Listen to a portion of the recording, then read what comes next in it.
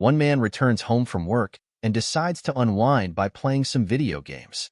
The following day, as he leaves for work, he suddenly suffers a cardiac arrest and loses consciousness. When he regains awareness, he finds himself in another world, hearing voices around him. He opens his eyes to see a woman standing before him, and he wonders who she is. He thinks he might have been rushed to the hospital by a good Samaritan, and the woman could be the nurse on duty. Looking around, he notices that the hospital appears old-fashioned. Suddenly, a dog starts barking and unexpectedly flies past him, leaving him astonished to witness a flying dog. A maid enters the room with a tray, informing the lady that her tea is ready. The lady thanks the maid, who comments on how cute her son is. The man catches a glimpse of his reflection in the tray and can hardly believe it. He has been reincarnated as a baby. He wonders if he is dreaming. He learns that he was born in the 200th year of the summer 4th calendar and named ARS Lent in the province of Mission. 3 years later, ARS has grown significantly. One day, while in the study, a maid knocks and enters, bringing him tea. He thanks her, realizing that he lost his life in his previous world and has been reborn as ARS Lent. From birth, he mastered reading and writing, giving him knowledge about this new world. He knows he was born in the Summer 4th Empire, but the map he saw confirmed he was no longer on Earth. He discovers a technique called magic, used by people to conjure mysterious phenomena. The world feels reminiscent of a game. The Lowen family, into which he was born, is a noble household responsible for managing a small region known as Lamber. Their grand and beautiful home resembles a castle, with numerous servants attending to them, including a live-in chef who prepares delightful meals daily. ARS feels fortunate to have been reincarnated into such a family. He also learns that he possesses a unique power not shared by anyone else. ARS decides to visit the training room, surprising the soldiers inside. He greets them and asks if he can watch from the entrance, to which they reply he'll be safe at that distance. They are astonished that the prince is visiting the training room at such a young age, believing he will grow into a great warrior. As ARS observes a master training a soldier, the master knocks the trainee down and chastises him, but the trainee stands up to try again. Curious, ARS uses his appraisal skill on the trainee to assess his abilities. He discovers that the trainee has exceptional aptitude for archery and deduces that he will excel with bows. The master acknowledges the trainee's tenacity, and ARS approaches him, calling out his name, which surprises the trainee, Melee, as he didn't expect ARS to know him. ARS asks Melee if he has ever used a bow. Melee responds that he never would, as a real man fights at close range rather than shooting from a distance. ARS suggests that he might actually be good at it and encourages him to try. After some deliberation, Melee picks up a bow and arrow, admitting he's never shot one before. A soldier suggests getting closer to the target to minimize risks, but ARS confidently assures them that Melee can hit the target from where he stands. Melee notches the arrow and aims, releasing it to hit the bullseye. The soldiers, initially skeptical, are amazed and ask him to shoot again. Melee fires several arrows, all hitting the target perfectly, and they declare him a natural archer. Melee begins to realize that using a bow isn't so bad, as all is fair in war. The soldiers wonder how ARS was able to identify Melee's talent, and he attributes it to instinct. While the soldiers are impressed, ARS knows that if he reveals his appraisal skill, they wouldn't believe him. During dinner, ARS is delighted by the chef's meal but is interrupted by his father, who expresses his admiration for ARS discovering Melee's talent with a bow. ARS feels intimidated by his father, who always appears stern. Using his appraisal skill again, he checks his father's stats and is amazed that he rose from a farmer to a noble due to his martial arts skills. His father advises him to sharpen his instincts, hinting that he could one day become the lord of the land. He believes ARS's ability to sense others' talents will be valuable. His father offers ARS his portion of dinner to help him grow stronger, which ARS gratefully accepts. After that day, ARS studies more about the empire, realizing the future is uncertain due to rampant corruption and upcoming revolts among the commoners, with various nobles pushing for autonomy to suppress the unrest. ARS fears an impending war if circumstances do not improve and wonders how he can protect the people of Lamber who have treated him kindly. Recalling his father's advice about instincts, ARS has an idea. He dresses up and ventures into the streets, using his appraisal skills to examine the stats of townspeople. Exhausted from prolonged use of his skill, he sits in an alley when a woman chases a man out of her shop, refusing to sell to him. ARS discerns that the man looks different from the locals. A boy points out the man is a Malson, pleading with his mother for help, but the townsfolk avoid him due to his filthy appearance. ARS recalls that the Malson are a group who migrated to Summerforth from across the sea, many brought as slaves. He decides to offer the man some bread. Onlookers are astonished that the heir of House Lent would help a Malson. The man accepts the bread, tears streaming down his face. ARS appraises him, surprised to find his stats nearly perfect, indicating he could become a formidable warrior. After thanking ARS for the bread, the man attempts to leave, warning him not to follow as the townspeople will react negatively. ARS asks if the man would like to become his retainer, catching him off guard. ARS plans to utilize his ability to recruit those with potential, aiming to strengthen his domain. The man, named Rates, thinks ARS merely wants him to pretend to be a retainer. ARS introduces himself, displaying his family crest, which leaves Rates stunned. ARS insists he senses great talent in him and wishes to offer him the position. Despite Rates' reluctance, fearing the backlash from townspeople, ARS reassures him he will handle it.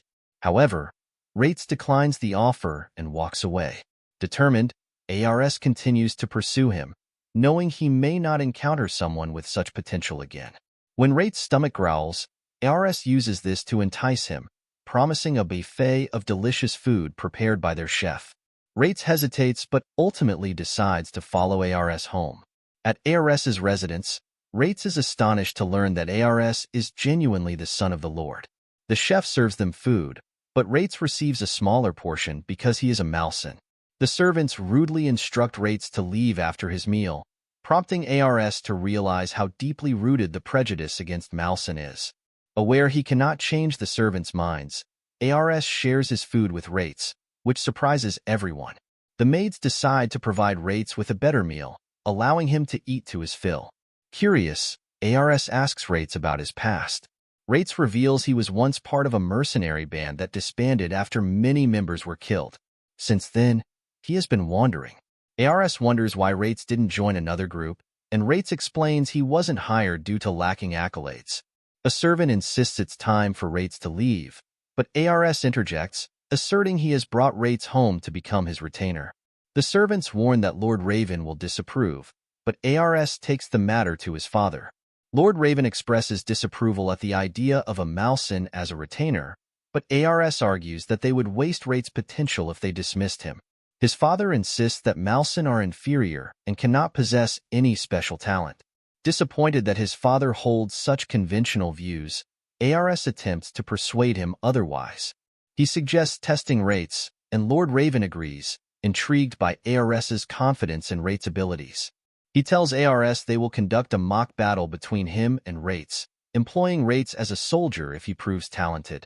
ARS is apprehensive, knowing Rates is no match for his father, but his father insists they will give Rates a handicap.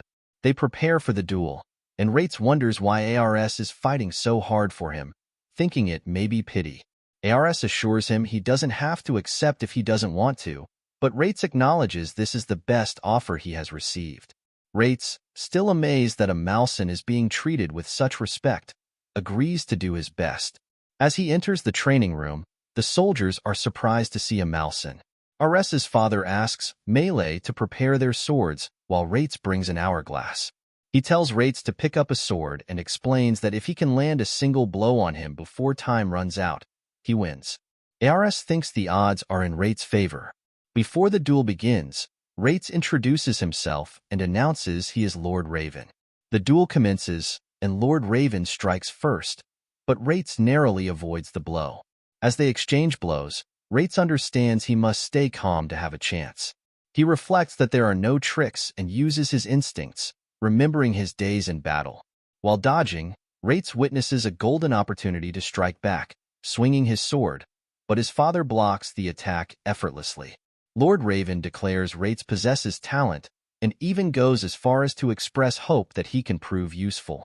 However, just as Rates prepares to counterattack, he misjudges the distance and is knocked down, earning a reprimand from Lord Raven. In response, Ars feels an urge to protect Rates, realizing how unjust the world can be. As the duel continues, Rates manages to land a glancing blow on Lord Raven, and all the soldiers are amazed. The duel ends, and Rates has successfully earned his place as a retainer. With newfound respect from the soldiers, Rates understands that Ars genuinely believes in his potential. His heart swells with emotion, knowing Ars is his ally. Ars realizes he has not only gained a retainer but a true friend. Rates arrives, carrying several large boxes meant for the castle's head chef. It's been several months since Rates first began working under Ars's service, and his presence has become a staple in both the household and territory. Though he's yet to participate in any major conflicts, Rates loyally stays at Ars's side, dedicating his time to both study and training. With rigorous effort, his intellect has reached an impressive level of 89. Known for his natural talents and determination, Rates is quickly accepted by those around him who grow to understand his character. One day, Rates approaches Ars, eager to study together. He explains that his most recent studies covered the history and ambitions of the Sumforth Empire, an expansive entity that once sought to unify 7 independent nations. Ansel, one of these territories and separated by a treacherous strait, had strategically traded with foreign nations to amass the power needed to dominate its neighboring regions. After subjugating each nation, King Anithis of Ansel claimed the imperial throne over 203 years ago. Rates notes that the current state of the Sumforth Empire is one of decline. The reigning emperor, Bidoras, is a mere 8 years old, leaving the true reins of power in the hands of his vassals, many of whom are corrupt. Without cohesive leadership, rebellion has become widespread across the empire, and dukes in each duchy have begun asserting their autonomy, weakening the empire further. Ars reflects on this unrest, realizing that while immediate warfare might seem unlikely, the need for people like Lord Raven to remain prepared signals that a greater conflict is probably inevitable. Determined to prepare for what may come, Ars decides to use his skill in recognizing talent to find capable allies. However, deep down, Ars hopes to avoid war altogether. Turning to Rates, he asks where Rates believes the next conflict could arise. Rates theorizes it would likely start within the Duchy of Mysian. The current duke, elderly and ailing, has 2 sons, with the younger son possessing the stronger qualities of leadership. Rates suspects that the rivalry for succession could ignite a war if the old duke's passing comes before a clear successor is established. Ars contemplates who his father, Lord Raven, might support. Rates believes that, while Raven might favor the eldest son's claim, he lacks a direct obligation to Mission's authority, as Raven's loyalty is bound to the head of Canar, the duchy where the Lamberg family resides. Ultimately, Ars recognizes that his appraisal skills might be instrumental in determining whom he should align with should a power struggle unfold. However, the thought worries Ars. He's still only a child, with minimal experience in battle, and the only person he has managed to recruit is Rates. If his father were to be drawn into a conflict, it could put everything at risk. Rates, seeing Ars's concern, adds that the opposite could also happen. If Ars shows valor in battle, he could quickly rise in rank. With that in mind, Rates is committed to growing stronger to protect Ars. They both agree it's time to start seeking talented individuals to bolster their ranks. Heading out of the castle, they find Lord Raven immersed in his training regimen. Raven has been spending most of his time honing his skills, aware of the threat of impending conflict. Spotting Ars, he asks if they're headed into town. Ars responds that he's on a quest to find skilled individuals, and Raven urges him to search for someone proficient in magic. When Ars asks why, Raven simply remarks that magic will be critical in future battles. Though Raven himself lacks magical prowess, he acknowledges its importance. Rates agrees, believing that one powerful mage could drastically alter the tide of war. Ars recalls casting magic only once before, using a peculiar device containing a ball of red liquid. Following a short incantation, he had managed to produce a small fireball. After that, however, Raven had prohibited him from using magic, deeming it too weak. Raven departs with a parting sentiment, affirming his faith in Ars's decisions. Shortly after, Ars and Wrights ride toward the fortified city of Karan. As they travel, Ars considers how invaluable a skilled mage would be to their growing forces. He is determined to secure the future of both the Luvent family and the Lamberg domain by assembling exceptional individuals. Upon arrival, the bustling city streets stretch out before them, teeming with over 50,000 residents, making it 50 times larger than Lamberg. Karan Castle looms on a nearby cliff, the stronghold of the Piles family, Karan's ruling authority. Ars gazes around, noting the affluence of the city's citizens. Dreaming of a day when Lamberg's people might live with similar prosperity, he comments on the city's impressive scale. Wrights, however, reminds him that among this population, finding talent might be easier. Using his appraisal skill, Ars surveys the crowd, but exhaustion soon takes its toll. His efforts yield no remarkable results. Many appear ordinary, without notable skills or potential. The abilities Ars sees are defined by numerical values and competency ratings, with each individual's capability resulting from the combination of these two factors. Wrights reassures him, saying they've only just begun and that finding the right people will take time. As they continue walking, Ars's gaze lands on a narrow alley, where he notices people living in poverty. Wrights, glancing back, remarks that poverty is the unfortunate counterpart to wealth, a reality that the city's affluence conceals. Though Ars yearns to help them, he recognizes his limited power. Nonetheless, he resolves to keep searching for talent among the impoverished, driven by a desire to build a better life for all. Wrights is visibly proud, understanding firsthand how kindness from someone like Ars can change a life, as he once did for Wrights. Unbeknownst to them, a figure lurks nearby, secretly watching their every move. The two friends eventually reach the marketplace, where Ars's mouth waters at the sight of delicious food. A merchant catches his eye, boasting about rare dragon eggs, claiming they can hatch into dragon companions. Tempted, Ars imagines himself soaring through the sky atop a dragon. Just as he's about to buy 3, Wrights quickly intervenes, pressing his knife to the merchant's throat and exposing the fraudulent scheme. Furious at the man's audacity in deceiving Ars, Wrights declares a death penalty. However, Ars manages to calm him, and they continue their search, with Wrights apologizing for the scene. After a meal by the water's edge, Ars wanders off to buy sweets, but soon realizes his money pouch has disappeared. Spotting the thief, Wrights lifts Ars and gives chase, cornering her in a secluded alley. Before they can reclaim the pouch, a gang of thugs blocks her escape. They jeer at her defiance, calling her a runaway. When one thug raises a hand to strike, Ars intervenes, demanding they stop their cruelty. Incensed, the thug lunges at Ars, but Wrights steps in, swiftly dispatching him and the others who follow suit. With the thugs fleeing, Ars finally gets a good look at the girl, a young thief named Charlotte with impressive magical potential. Ars immediately sees her as a potential ally, offering her a chance to join him as a vassal. However, Charlotte scoffs, offended at the notion of being someone's tool. She has never even used her magic and dismisses the idea of becoming a vassal to a pampered noble. To her, Ars represents the very privilege she resents. However, Ars listens to her frustration, revealing that he, too, hopes to change the world for the better, to create a city where even those like Charlotte can live comfortably. But Charlotte counters, pointing out the harsh reality she and her people endure daily. Ars, unable to sway her, reluctantly asks for his money back, which she grudgingly returns before storming off. That night, as Ars contemplates their encounter, Wrights joins him on the balcony, noting the cold summer night air. He reflects on Charlotte's anger, confessing that he, too, was once resentful toward nobles.